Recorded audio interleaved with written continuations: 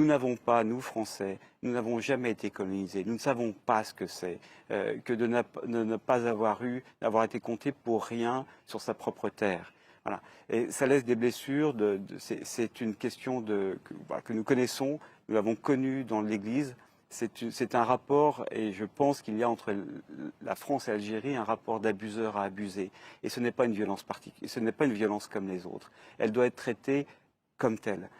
Dans l'Église, il a fallu que finalement nous prenions conscience des blessures pour pouvoir enfin avoir une parole de demande de pardon qui tienne, qui soit réelle, qui touche le cœur.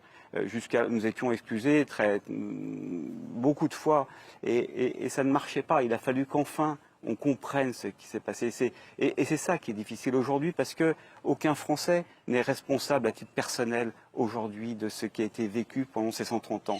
Mais nous avons une responsabilité collective et j'en appelle à la fraternité. Voilà, j'en appelle à la fraternité. Nous avons besoin, plutôt que de construire des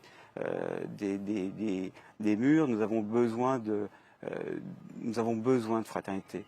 La France n'a pas toujours et n'a certainement pas été, pendant ces 130 années de colonisation, en Algérie comme ailleurs, à la hauteur de sa devise républicaine. Et il est temps de le faire maintenant.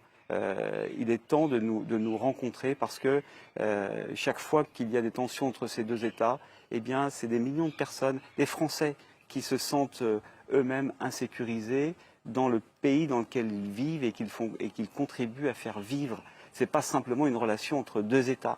Et c'est ça que je sens de l'intérieur. J'ai pas de solution. Je veux simplement alerter sur le fait que dans le silence, on les entend pas.